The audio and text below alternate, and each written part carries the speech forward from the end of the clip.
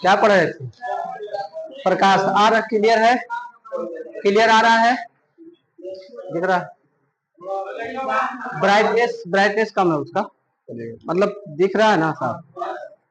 चलिए बताइए क्या पढ़ रहे थे हम लोग? प्रकाश पढ़ रहे थे, और प्रकाश के बारे में हमने समझा था कि प्रकाश के स्रोत दो हैं, फिर प्रकाश के माध्यम हैं, किस माध्यम में प्रकाश तेज जाती है, किस माध्यम में प्रकाश स्लो जाती है। फिर हम लोगों ने पढ़ा था प्रकाश का परावर्तन। तो बताइए प्रकाश का परावर्तन क्या होता है, क्या कहलाता है? बोलिए, आवाज निकालिए जल्दी से। हाँ, और लोग काहे नहीं बोल रहे हैं? अलग से हल्दी लाना पड़ेगा, देना पड़ेगा। आप लोग हल्दी हल्दी समझते हैं ना? न्योता देना पड़ेगा बोलने के लिए। ये क्लास में न्योता ले लीजिए, क्लास में रहिएगा तो बोलिएगा। बोलिए बताइए।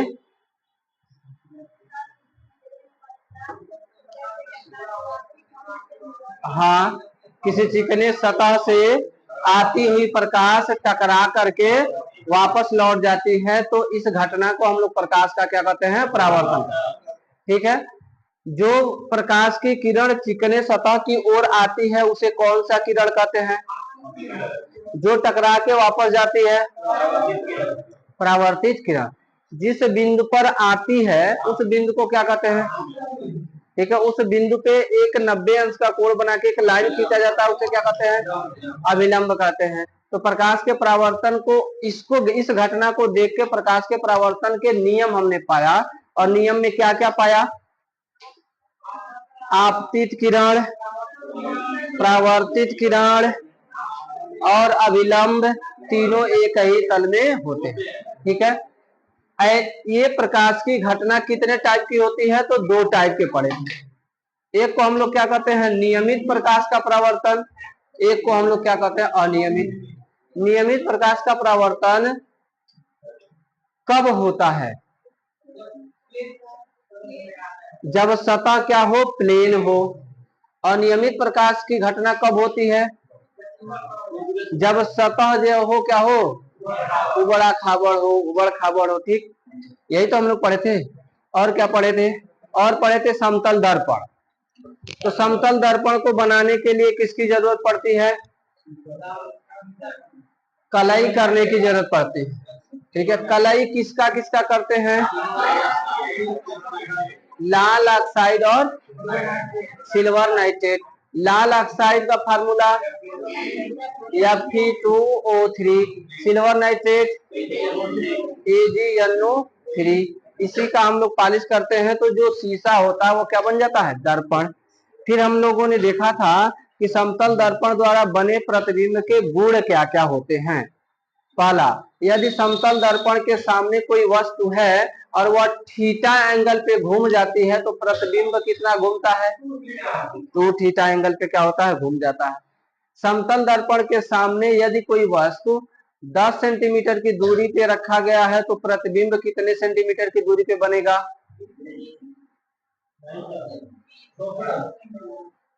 कितने सेंटीमीटर की दूरी पे? कहा था ना, वस्तु से शीशे की दूरी और शीशे से दर्पण की दूरी समान होती है। दूरी पूछ रहे हैं। ठीक है, यदि हम देखें कि किसी दर्पण में किसी वस्तु का प्रतिबिंब बनता है तो प्रतिबिंब कैसा होता है? तो आभासी होता है। प्रतिबिंब उल्टा होता है या सीधा? सीधा होता है। प्रतिबिंब में कौन से केस में प्रतिबिंब उल्टा होता है?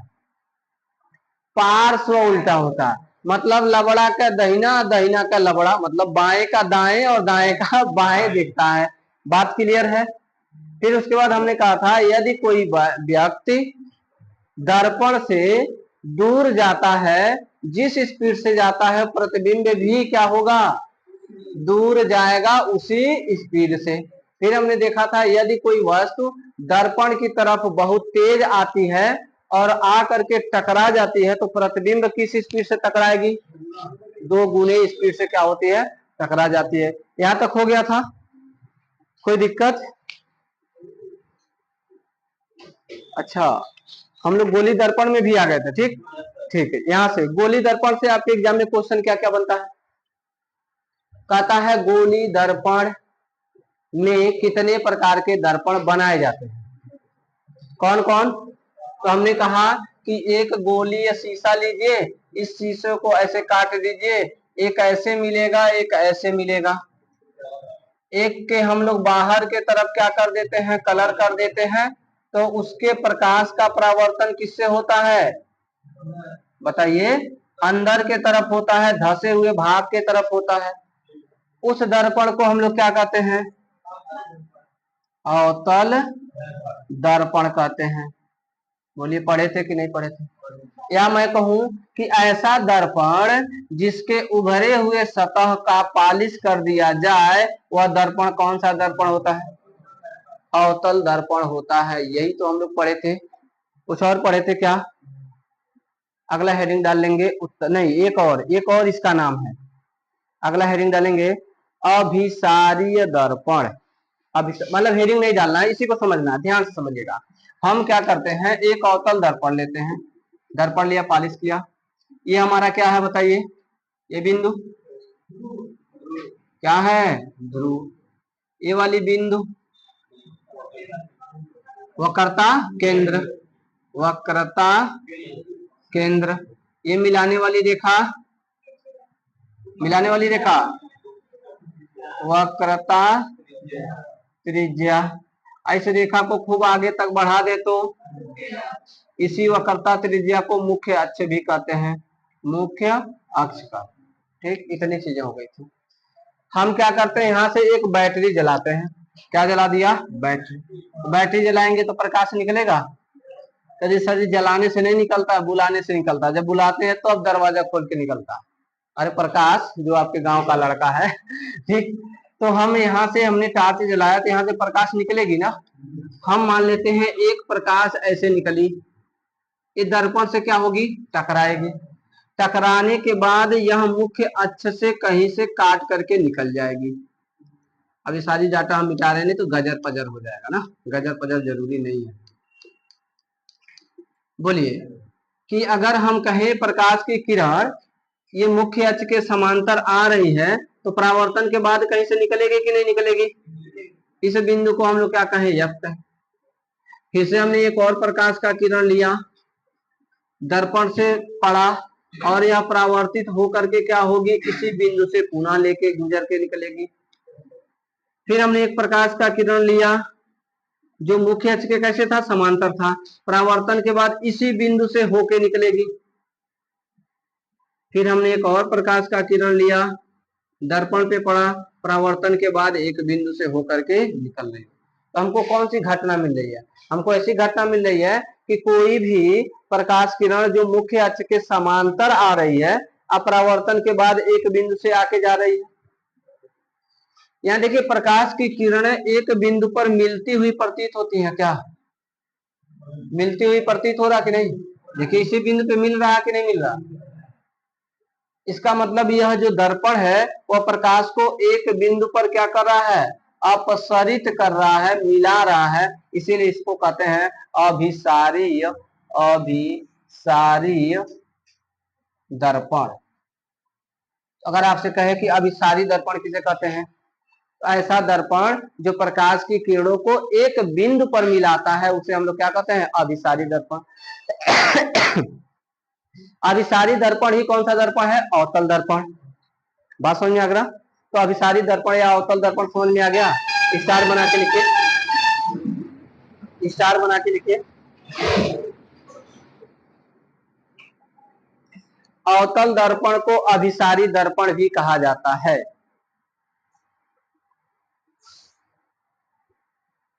अवतल दर्पण को अभिसारी दर्पण भी कहा जाता है, कहा जाता है।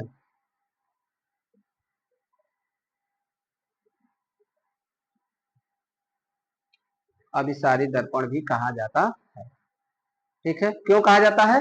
क्योंकि यह प्रकाश की किरणों को एक बिंदु पर लाके क्या करते हैं? मिला देते हैं। फिगर बना लीजिए अभिसारी दर्पण का।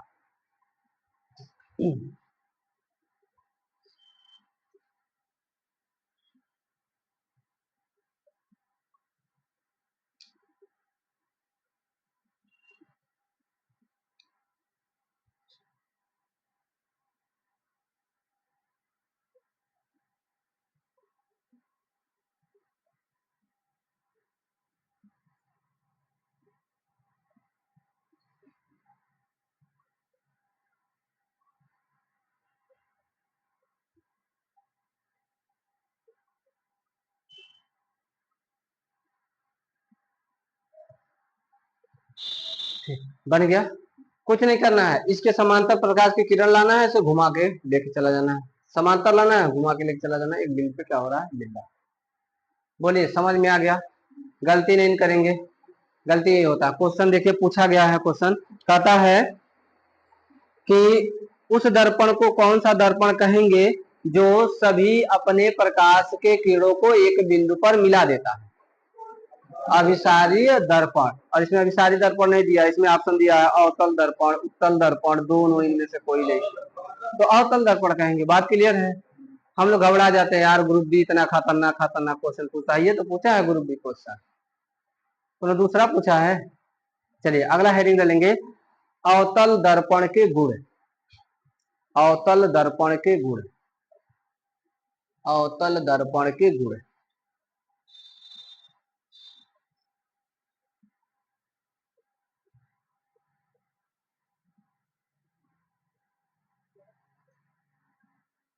अवतल दर्पण का गुण, तो पहला गुण क्या है लिखेंगे, इसे अभिसारी दर्पण कहते हैं। इसे अभिसारी दर्पण कहते हैं। इसे क्या कहते हैं? अभिसारी दर्पण कहते हैं।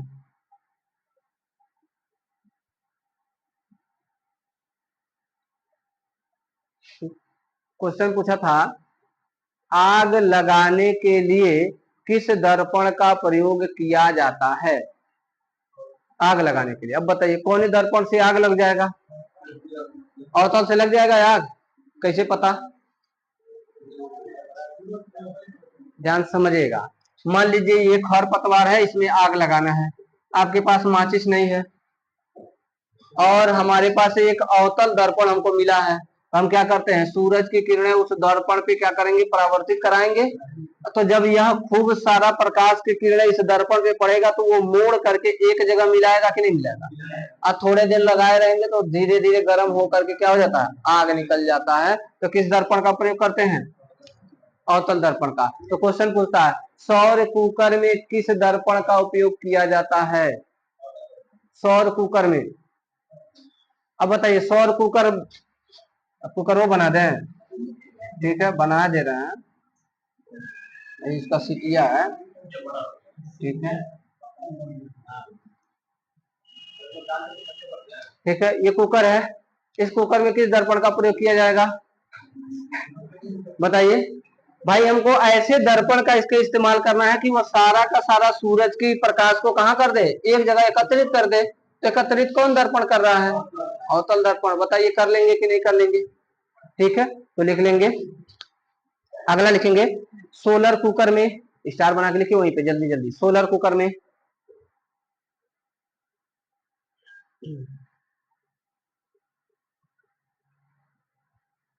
आग लगाने में, आग लगाने में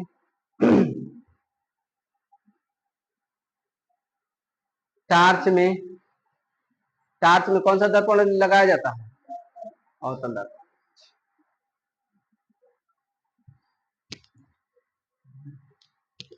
क्या कहते हैं, हेडलाइट देखे, हेडलाइट कार का, हेडलाइट का मतलब,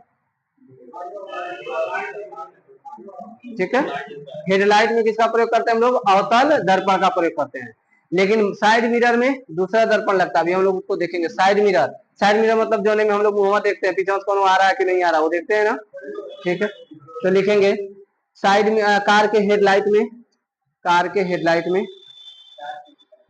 हाँ कार के हेडलाइट में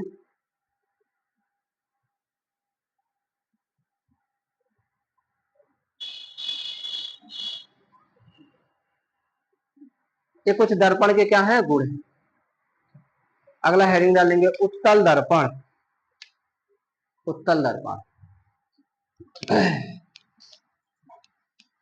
यही सब क्वेश्चन आपसे पूछता है, और आप लोग कहते हैं सर इतना कठिन कठिन पूछता है। क्या कठिन है, दोहरा लीजिए बस 2 बार 3 बार। हाँ अवतल दर्पण, हाँ डॉक्टर लोग भी इस्तेमाल करते हैं। अवतल दर्पण में डॉक्टर लोग भी इस्तेमाल करते हैं, लिख सकते हैं। और फिर डॉक्टर, दांत वाले डॉक्टर अवतल दर्पण का प्रयोग करते हैं, लिखिए दांत के डॉक्टर। बाल बनाने वाला जो आदमी रहता है, बार्बर, सैलून में। आग का डॉक्टर, सॉरी दांत का डॉक्टर, आग का डॉक्टर, ये कौन है भाई? दांत का डॉक्टर सैलून में। ठीक है, ये सब कहाँ किसका प्रयोग करते हैं? अवतल दर्पण का। उत्तल दर्पण का कोई परिभाषा बता पाएगा क्या?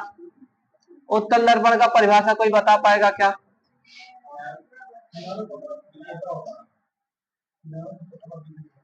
वो तो लेंस है, दर्पण हम लोग पढ़ रहे हैं। दर्पण और लेंस में अंतर समझिएगा। ठीक, दर्पण फोटो बनाता है, लेंस फोटो नहीं बनाता, प्रकाश को किरणों को मोड़ता है, आई फोटो बनाता है। उत्तल दर्पण में देखिए, लाल ऑक्साइड का पॉलिश किधर हुआ है? अंदर की तरफ धंसे हुए भाग के तरफ कि उभरे हुए भाग पे? अगर आपसे कहे उत्तल दर्पण, ये कौन सा दर्पण है? उत्तल दर्पण है। अगर आपसे पूछे कि ऐसा वक्रीय दर्पण जिसके धसे हुए भाग से पॉलिश किया गया हो तो कौन सा दर्पण होता है? उत्तल दर्पण होता है। फिर दूसरा क्वेश्चन कहता है कि ऐसा दर्पण जिससे प्रकाश का परावर्तन जो है वह उभरे हुए भाग से होता है, उभरे भाग से होता है, इसे कौन सा दर्पण कहेंगे? तो लिख लीजिए एक लाइन में, ऐसा दर्पण, ऐसा दर्पण जिसके धसे हुए भाग पर पॉलिश किया गया हो, ऐसा दर्पण जिसके धसे हुए भाग पर पॉलिश किया गया हो,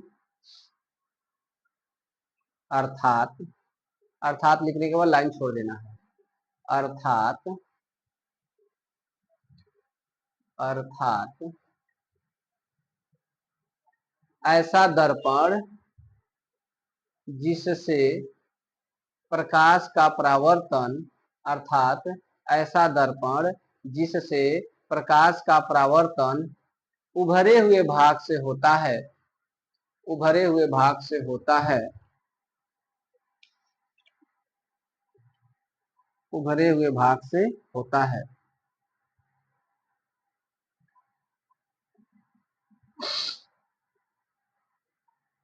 उभरे हुए भाग से होता है। ठीक है, उभरे हुए भाग से क्या होता है? प्रकाश का परावर्तन होता है, यानी प्रकाश का परावर्तन इधर से होगा, पॉलिश अंदर की तरफ होगा। ऐसे दर्पण को क्या कहेंगे? उत्तल दर्पण। बताइए, गलती करेंगे प्रश्न पूछेगा तो कहेगा ऐसा दर्पण जिसके उभरे हुए भाग से प्रकाश का परावर्तन होता है, कौन सा दर्पण होता है? उत्तल दर्पण या अवतल दर्पण? तो उत्तल दर्पण। बात क्लियर है? अब इन दोनों दर्पणों को एक साथ देखेंगे और बहुत सी सारी चीजें एक साथ हम लोग देखेंगे। ठीक, चलिए देखिए, हमने एक दर्पण लिया, कौन सा दर्पण होगा? अवतल दर्पण। हमने एक और दर्पण लिया, ये कौन सा दर्पण होगा? उत्तल दर्पण। आप बताइए, ये अवतल दर्पण में ये क्या कहलाएगा? ये क्या कहेगा? वक्रता केंद्र। यह क्या कहलाएगा? वक्रता केंद्र कहलाएगा ना। हम यह लाइन खींचेंगे, इसको क्या कहेंगे? मुख्य अक्ष कहेंगे। ठीक, यहाँ पे ये क्या होगा? ध्रुव होगा। ठीक है, यहाँ पे क्या है? एक केंद्र होगा, किनको? ठीक है, और यहाँ से यहाँ तक की लाइन खींचेंगे हम लोग दोनों साइड में, ये क्या होगा? मुख्य अक्ष होगा। ठीक, अब यहाँ से आपसे एक छोटा सा क्वेश्चन पूछता है, कहता है अवतल दर्पण के लिए फोकस कहाँ होता है? फोकस, अवतल दर्पण के लिए फोकस कहाँ होता है? फोकस आपसे पूछता है।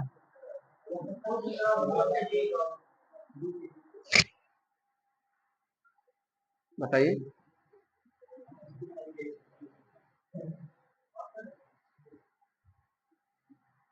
फोकस का मतलब नहीं समझ में आ रहा? प्रकाश आया, परावर्तित होने के बाद मुख्य अक्ष के किसी बिंदु से होके चला गया, या जिस बिंदु से होके जाता है उसे हम लोग कहते हैं फोकस। इस दर्पण के लिए प्रकाश तो इधर ही से आएगा ना, क्योंकि यही तो परावर्तित होगा। तो जब यह इधर से आता है तो इधर से ये क्या होता है, प्रकाश की किरणें ऐसे निकल जाती हैं परावर्तन के बाद, लेकिन इधर से जाती हुई क्या होती है, महसूस होती है। तो इस बिंदु को हम लोग क्या कहते हैं, फोकस। बात समझ में आ गया। अब बताइए, इसमें फोकस इधर है और इसमें फोकस इधर है। प्रकाश आई, इधर चली गई, मतलब दिख रहा है ना, प्रकाश आ रहा है जा रहा है। वास्तव में ऐसा दिख रहा है कि नहीं दिख रहा है, वास्तव में दिख रहा है। तो अवतल दर्पण का जो फोकस होता है वह वास्तविक होता है। ये क्वेश्चन पूछता है अवतल दर्पण का फोकस कैसा होगा, फोकस कैसा होगा, वास्तविक होगा। होगा कि नहीं होगा, क्यों होगा बताइए, फोकस वास्तविक क्यों होगा, क्योंकि हमने जैसे टार्च जलाया, प्रकाश गया, टकराने के बाद प्रकाश ऐसे निकल के आ रहा, तो सारी घटना हमको दिखती है। जब आप प्रैक्टिकल करेंगे तो दिख रही है, वास्तव में ऐसा हो रहा है, तो इसे हम लोग क्या कहते हैं, वास्तविक फोकस। लेकिन इस वाले दर्पण में जब हमारे प्रकाश यहाँ से भेजे हैं, तो यह तो भेजेगा प्रकाश, तो प्रकाश को इसने क्या कर दिया, डाइवर्ट कर दिया। उसके बाद हम देख रहे हैं ये प्रकाश जिधर जा रही है, तो पता चल रहा है प्रकाश इधर से जाती हुई महसूस हो रही है। हो रहा है कि नहीं हो रहा, तो ये वाली दूरी तो हमको नहीं दिख रहा, लेकिन इसके इधर जाने से ये हो रहा है कि प्रकाश इधर ही कहीं से आई होगी। तो यह क्या हो रहा है, महसूस हो रहा है। इसलिए उत्तल दर्पण का जो फोकस होता है वह फोकस कैसा होता है, आभासी होता है। फोकस कैसा होता है, आभासी। तो ये दोनों फिगर बनाइए और एक एक चीज ऐसे बनाइए और लिखते रहिए, बन जाएगा ना जल्दी।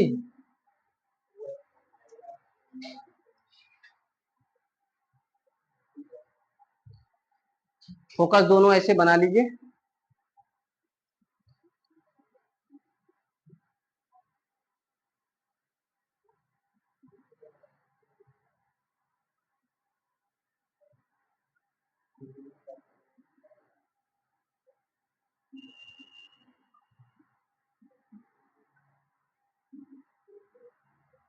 ठीक है, ये फिगर बन गया।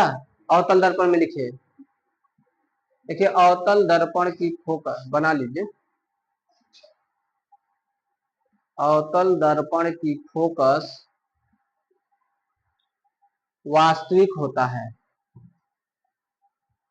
अवतल दर्पण का फोकस वास्तविक होता है।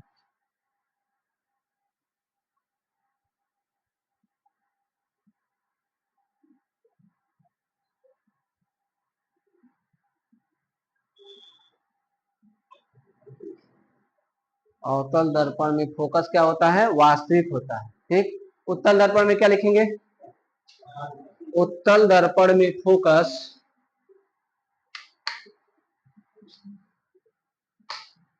उत्तल दर्पण में फोकस आभासी होता है। बनाइए दोनों फिगर ऐसे बना लीजिए, चाहे थोड़ा सा जगह छोड़ के बना लीजिए कहीं।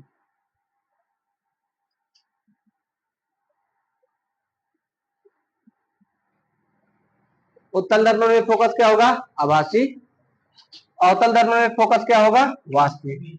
अब एक क्वेश्चन और आपसे पूछा है, कहता है अवतल दर्पण में फोकस कहाँ होता है, और लिखेगा दर्पण के सामने, दर्पण के पीछे, दर्पण के सामने और दर्पण के पीछे। बताइए दोनों में से एक ऑप्शन बताना। अवतल दर्पण में, अवतल दर्पण है, हम यहाँ खड़ा रहेंगे और हमसे प्रकाश से गुजरेगा, यहां से होके आएगा, मतलब इस दर्पण के सामने है ना। तो अवतल दर्पण में जो फोकस होगा वह दर्पण के सामने होगा। लिख लेंगे क्या, फोकस दर्पण के कहाँ होता है, सामने होता है। अब यहाँ देखिए, हम खड़े रहेंगे यहाँ, इधर ध्यान दीजिए, हम खड़े हैं इधर, प्रकाश आएगा, टकराएगा और ऐसे निकल जाएगा, जाएगा ना। लेकिन ये पता चलता है ये जो प्रकाश है वो इधर से कहीं से आता हुआ प्रतीत हो रहा है। तो हम इधर दर्पण के सामने हैं, लेकिन हमारा फोकस कहाँ प्रतीत हो रहा है, दर्पण के पीछे। तो लिख सकते हैं उत्तल दर्पण में फोकस दर्पण के कहाँ होता है, पीछे होता है। बोलिए मजा आया कि नहीं आया? आ रहा मजा? इतना गर्मी में पसीना बहा रहे हैं और मजा ना आए तो फिर क्या मजा?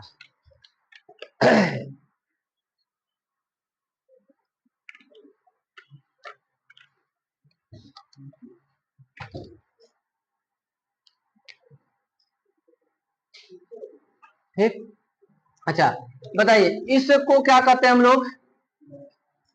मिटा दे, इधर इधर मिटा दे सब कुछ। ठीक है, फिर से आप एक नया फिगर बना लीजिएगा अवतल दर्पण का और उत्तल दर्पण का, क्योंकि अगला हेडिंग है फोकस दूरी और वक्रता त्रिज्या में संबंध।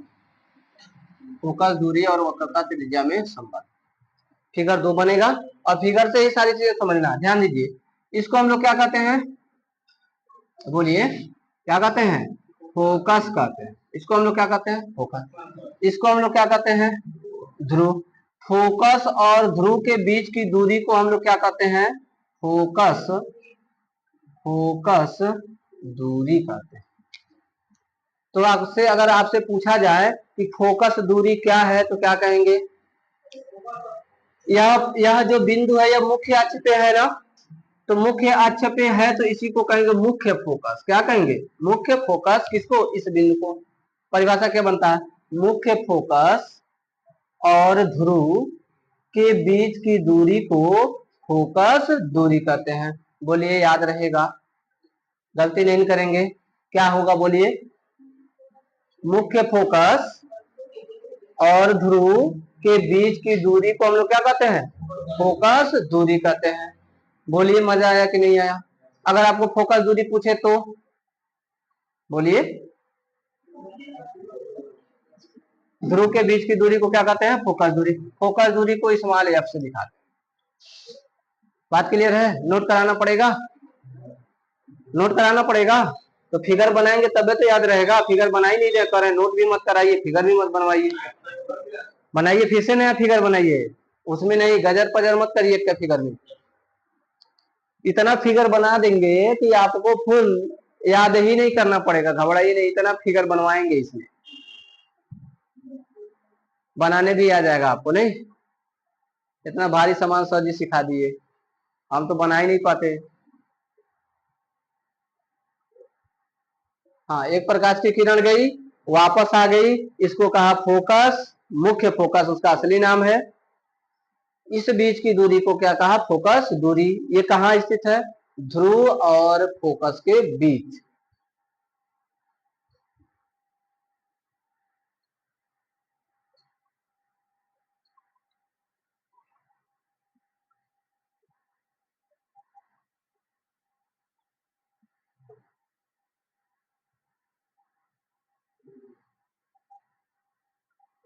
इसमें बताइए, इसमें फोकस कौन होगा? फोकस दूरी।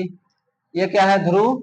ये क्या? फोकस बिंदु, मतलब मुख्य फोकस। इसके बीच की दूरी को हम लोग क्या कहते हैं? फोकस दूरी कहते हैं। बस ये चीजें समझ में आ गई। आगे बढ़े, अगला हेडिंग डालेंगे फोकस दूरी और वक्रता त्रिज्या में संबंध। फोकस दूरी व वक्रता त्रिज्या में संबंध।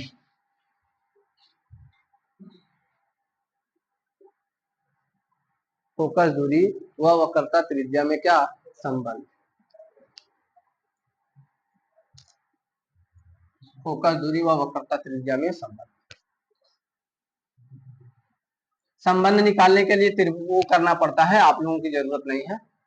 हाई स्कूल वालों को उससे पूछा जाता है प्रश्न वगैरह, वो सब अपना निकाले पालेंगे। ठीक है, ये कौन सा दर्पण है बताइए? अवतल दर्पण है। इस अवतल दर्पण में क्या है? ध्रुव। यहाँ से यहाँ एक क्या है? केंद्र है, जिसको हम लोग कहते हैं वक्रता केंद्र। ठीक है, वक्रता केंद्र से यहाँ की बीच की दूरी को, इस दूरी को हम लोग क्या कहते हैं?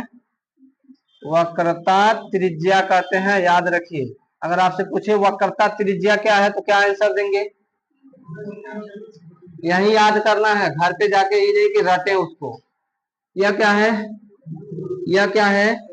इस दर्पण का केंद्र है। तो ध्रुव और इस दर्पण के केंद्र को कहते हैं, यह वक्र है ना, इसलिए इसको कहते हैं वक्रता केंद्र। ध्रुव और वक्रता केंद्र की बीच की दूरी को क्या कहते हैं? वक्रता त्रिज्या कहते हैं। और हम प्रकाश भेजते हैं और इधर से प्रकाश आ जाता है तो इस बिंदु को क्या कहते हैं? फोकस। तो ध्रुव और फोकस के बीच की दूरी को फोकस दूरी कहते हैं। अगर यहां से यहां तक दूरी 10 सेंटीमीटर है तो यह भी दूरी को सेंटीमीटर होगी? 10 सेंटीमीटर, मतलब समान दूरी होता है। बात समझ में आ गया? अगर हम कहें कि इस एफ का मान बताइए, एफ का मतलब फोकस दूरी, एफ का मान हमको बताइए, फोकस दूरी का मान बताइए, तो कैसे आएगा? देखिए यहां से यहां तक नापेंगे कितना होगा? 20। अब 20 का आधा करेंगे तो 10। इसका मतलब यहां से यहां तक का नाम क्या है? वक्रता केंद्र से ध्रुव के बीच का नाम क्या है? वक्रता त्रिज्या। अब बटे में आधा करेंगे तो क्या मिल जाएगा? फोकस दूरी। तो एफ बराबर फोकस दूरी बराबर क्या होता है? वक्रता त्रिज्या बटे में 2। यही हमारा फोकस दूरी और वक्रता त्रिज्या में संबंध होता है। नोट कर लीजिए। ठीक, फोकस दूरी बराबर क्या होता है? वक्रता त्रिज्या बटे में 2। अच्छा, वक्रता त्रिज्या को हम लोग आर से दिखाते हैं, तो एफ बराबर आर बाई क्या हो जाएगा? 2 हो जाएगा। ऐसे भी लिख सकते हैं, एफ बराबर आर बटे 2। बोलिए मजा आया कि नहीं आया? अब क्वेश्चन कराएं? हाँ हाँ, अरे एकदम बिल्कुल नहीं, हम रुकेंगे, फिर किरर आरेख बनाना सिखाएंगे।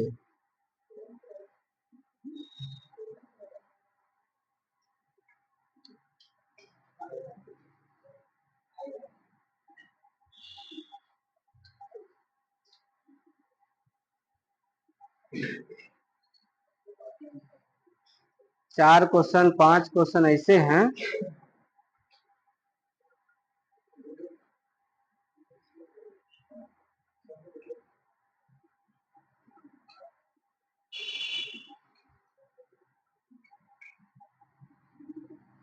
चलिए हो गया, बना लिए हैं, फार्मूला लिख लिए हैं।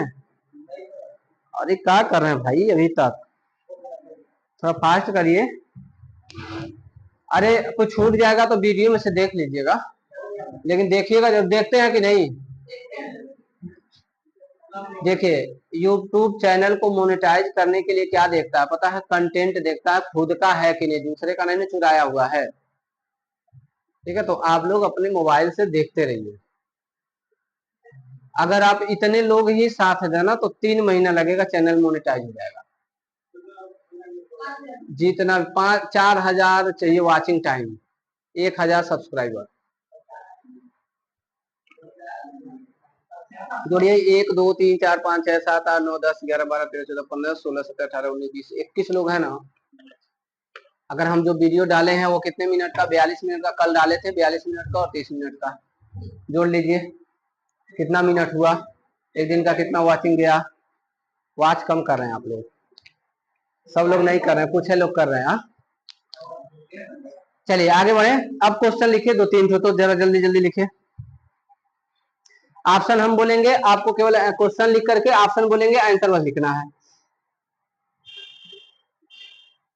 को एक आभासी दर्पण भी कहा जाता है, को एक अभिसारी दर्पण भी कहा जाता है, को एक अभिसारी दर्पण भी कहा जाता है, अभिसारी दर्पण भी कहा जाता है, अभिसारी दर्पण भी कहा जाता है। आंसर है उत्तल दर्पण, अवतल दर्पण, समतल दर्पण, समतुलतल दर्पण। कौन सा? अवतल दर्पण, यही बोले। अच्छा, अगर आपसे पूछे कि अपसारी दर्पण किसको कहते हैं? अपसारी, अप माने ऊपर, सारी मतलब साड़ी जो आप पसारते हैं। अप मतलब ऊपर, साड़ी मतलब ले जाके फैला देते, साड़ी ले जाते थे मोड़ ओढ़ के रख देते हैं। अरे बच्चियां जानती होंगी, साड़ी मतलब जो मम्मी पहनती हैं उसको फैलाने ले जाते हैं, तो मोड़ के रखते हैं कि फैला के रखते हैं? घास धूप में फैला के रखते हैं ना। तो अप माने ऊपर, साड़ी मतलब फैला दो, मतलब ऐसा दर्पण जो प्रकाश के किरणों को क्या करे? परावर्तित करे और फैला दे। देखिए क्या हो चुका है, आ रहा है प्रकाश के किरण ऐसे बाहर निकल रहा है। इस प्रकार के दर्पण को हम लोग कौन सा दर्पण कहेंगे? और यह कौन कर रहा है? तो वही लिख लीजिए अपसारी दर्पण, हेडिंग डाल लीजिए अपसारी दर्पण, अपसारी दर्पण, अपसारी दर्पण, कोष्टक में लिख लेंगे उत्तल दर्पण, उत्तल दर्पण, ठीक है लिख लेंगे। ऐसे ऐसा गोली दर्पण, ऐसा गोलीय दर्पण जो प्रकाश के किरण को फैला देती है, जो प्रकाश के किरण को फैला देती है। अब देखिए दूसरा क्वेश्चन पूछा,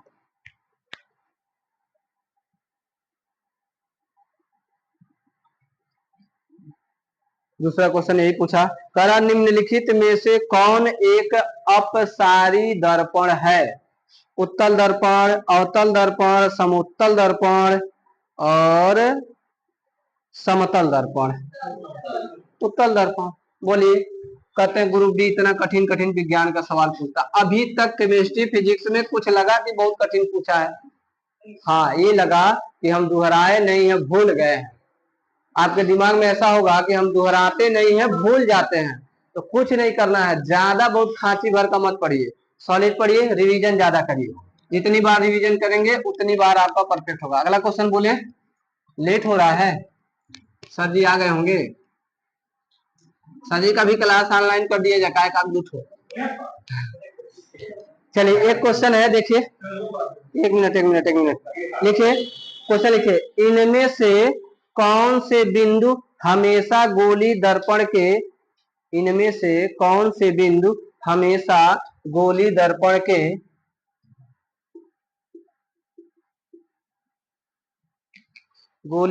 के मुख्य अक्ष पर स्थित होते हैं?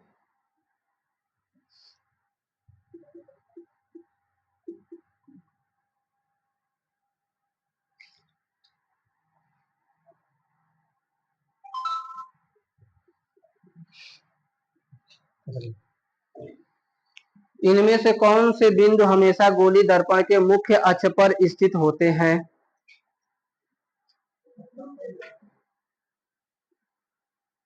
बताइए। वक्रता केंद्र, गोली दर्पण बोला, ऑप्शन तो बोले।